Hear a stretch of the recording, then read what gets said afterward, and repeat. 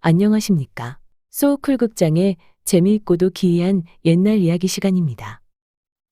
오늘은 도깨비가 하룻밤 만에 만들었다는 임실의 섬진강 상류 5원천의 방죽과 곡성의 섬진강 상류 2개천의 어살에 관한 이야기입니다. 구독과 좋아요 그리고 알람 설정 부탁드립니다. 재미있고도 좋은 글로 보답하겠습니다. 전라도 땅 임실, 관촌마을의 옛날 지명은 오원이다. 관촌마을에는 섬진강 본류에 해당하는 오원천이 북에서 남으로 흐르고 있었는데 농사에 더없이 중요한 하천이었다. 하지만 장마철에 지나치게 비가 많이 오면 범람해서 마을 사람들에게 큰 손해를 끼치기도 하였다. 오원천에는 예전 조선시대에 도깨비가 방죽을 쌓았다는 이야기가 있다. 조선시대에 향청에 좌수를 지낸 마시성을 가진 사람이 그 마을에 살았다. 마 좌수는 훗날 부엄군을 지내는데 그가 아직 국왕의 장인인 국구가 되기 전에 있었던 일이라고 한다. 어느 날 한가한 때를 당하여 좌수가 냇가에 앉아 낚시하고 있었다. 온종일 앉아 있어도 고기가 한 마리도 잡히지 않자 슬슬 지겨워지기 시작했다. 오늘은 허탕인가 보군.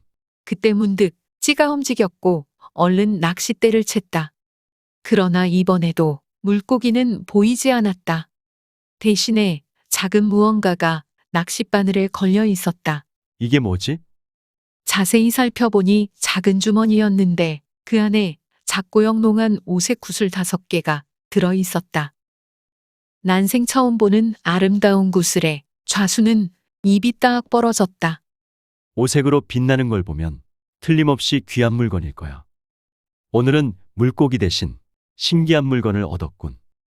좌수는 그 구슬 주머니를 품에 넣고 집으로 돌아왔다. 그러고는 괴짝 안에다 잘 넣어 두었다.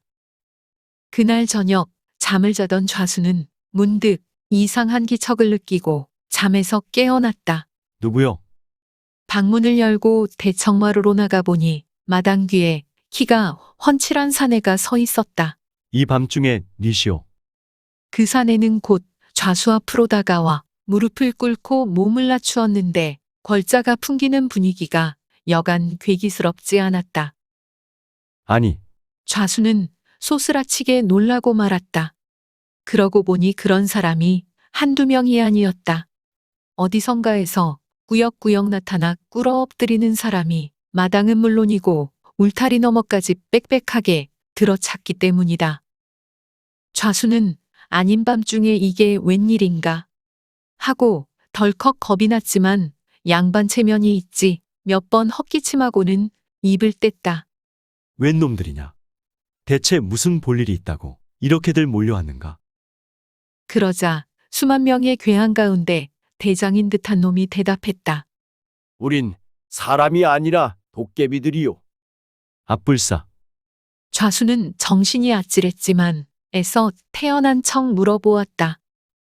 도깨비라면 서로 살아가는 세상이 다른데 무슨 일로 살아있는 사람을 찾아왔는가?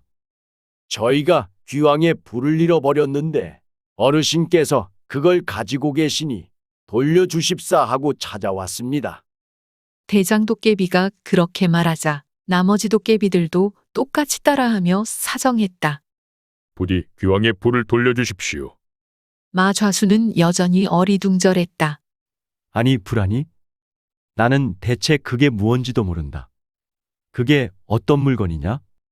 어르신이 낮에 물가에서 얻으신 5개의 돌이 바로 그것입니다. 좌수는 그제야 말뜻을 알 수 있었다. 어쩐지 오색 빛깔이 영롱하더라니 예사 물건이 아니었구나. 도깨비들은 한결같이 구슬을 내어달라고 간청했지만 좌수는 선선히 내어주기가 아까웠다. 그래서 어떻게든 거절할 궁리를 하고 있는데 다급해진 도깨비들이 제안했다. 어르신께서 원하시는 일이라면 무엇이든 들어드리겠습니다. 그러니 부디 귀왕의 부만은 돌려주십시오. 그때 좌수는 장마철에 오원천이 범람해 마을 사람들이 큰 피해를 보고 있다는 사실을 떠올리고는 이렇게 말했다. 만일 너희가 하룻밤 사이에 오온천에 제방을 쌓아준다면 그것을 내어주도록 하마. 그러자 도깨비들이 일제히 머리를 쪼아리면서 반드시 날이 새기 전에 제방을 완성하겠노라 약속하고는 어둠 속으로 물러갔다. 마자수는 속으로 생각했다. 말이야 하기 쉽지. 제깟 것들이 무슨 수로 이 한밤중에 그 큰 제방을 쌓겠나. 그런데 이튿날 날이 밝아 오원천으로 나가보니 정말로 큼지막한 석축으로 쌓은 제방이 번듯하게 완성되어 있지 않은가. 그것도 먹줄로 긋고 칼로 자른 듯이 정확했다. 참으로 놀라운 일이다. 이렇게 큰 뚝을 하룻밤 사이에 쌓다니. 마을에서는 갑자기 생겨난 제방 때문에 한바탕 즐거운 소란이 일었고 자수는 사람들에게 간밤에 벌어진 일을 얘기해 주었다. 그러자 마을 사람들은 도깨비들에게 고마워하면서 구슬을 돌려줄 때 혹시 원하는 것이 없는지 물어보라고 했다. 밤이 되자 또다시 도깨비들이 몰려왔고 자수는 귀왕의 불을 내어주면서 말했다. 약속대로 둑을 쌓아주어서 이제 자네들 덕분에 물난리를 피할 수 있게 되었네. 고마운 마음에 그러는데 뭐 원하는 것이 없는가? 그러자 한 도깨비가 말했다. 목적을 이루었으니 저희는 곧 저승으로 떠날 것입니다. 정 그러시다면 이승음식이나 한번 맛보게 콩 한 말만 볶아주십시오. 자수는 곧 여종을 시켜 콩 한 마를 볶아 잔치를 베풀고는 도깨비들의 노고를 위로했다. 도깨비들은 저마다 볶은 콩을 한 알씩 나눠 먹었다. 하지만 어떡하나 콩이 딱 한 알 모자랐다. 그러다 보니 맨 끝에 앉아서 차례를 기다리던 어린 도깨비 하나가 볶은 콩을 먹지 못했다. 자수가 말했다. 저런 일이 있나? 얼른 콩을 볶아줄 테니 잠시만 기다리게나. 그러나 그 어린 도깨비는 고개를 가로저었다. 다시 또 콩을 볶다니요? 그걸 언제 기다립니까? 차라리 내 손으로 콩 못 얻어먹은 값을 하지요. 볶은 콩을 먹지 못한 그 어린 도깨비는 곧 심술을 부려 쌓아놓은 뚝에서 돌 몇 개를 뽑아내어 뚝에 구멍을 만들어 놓았다. 그놈 참 성질머리하고는. 자수는 어쩔 수 없이 하인을 시켜 그 빈 구멍을 막았다. 그 후 이 제방 덕분에 마을은 수해를 입지 않았고 임실과 남원 일대의 논에 물을 공급할 수 있어서 큰 도움이 되었는데 관계할 수 있는 농토만 해도 수천 경이나 되었다고 한다. 도깨비들이 하룻밤새 쌓은 이 둑은 해마다 큰 장마를 겪었지만 400년이 지나도록 갓 쌓은 것처럼 멀쩡했다.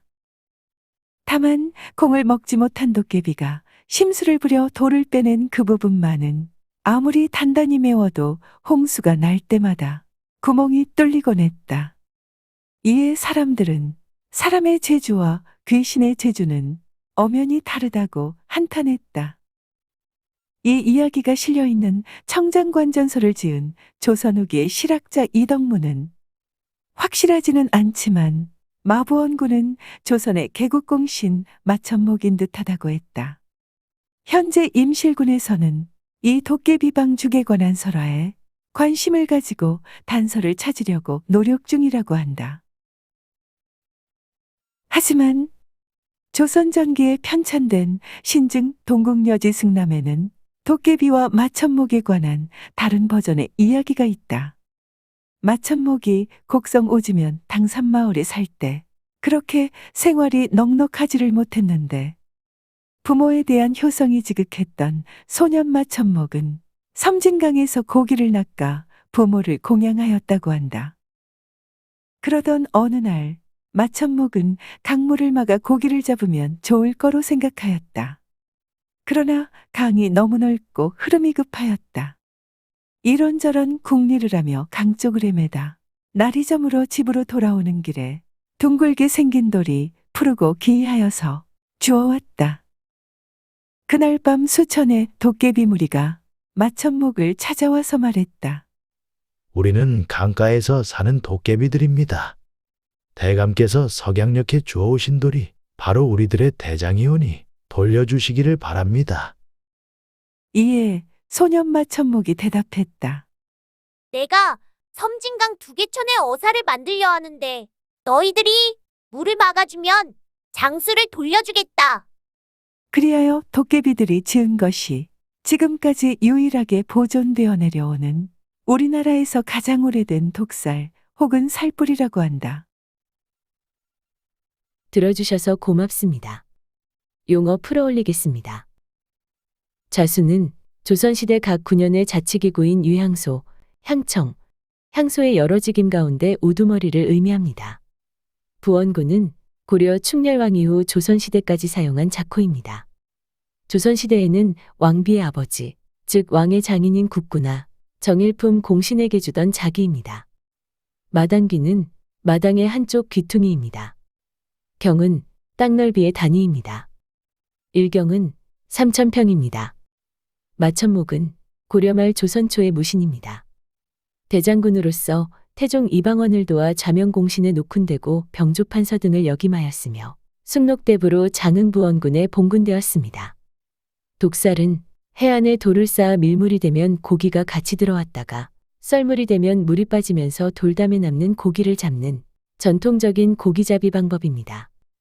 살뿌리는 물고기를 잡기 위해 돌로 둑을 쌓아 만든 보입니다. 참고문헌 및 자료 출처 소개해 올리겠습니다.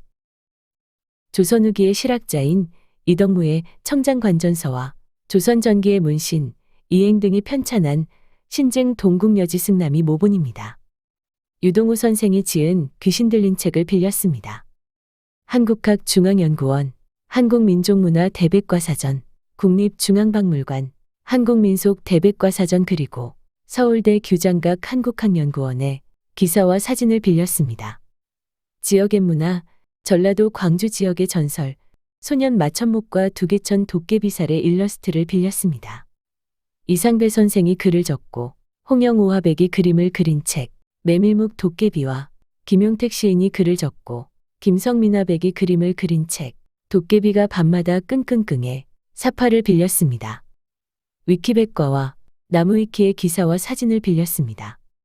조선시대 화가 심사정과 김홍도의 그림을 빌렸습니다. 픽사베이와 크라우드픽의 사진과 일러스트를 빌렸습니다. 소쿨극장은 일주일에 3번, 매주 화요일, 목요일 그리고 토요일 오전 11시 전후에 이야기를 올립니다. 고맙습니다. 다음에 만날 때까지 안녕히 계셔요.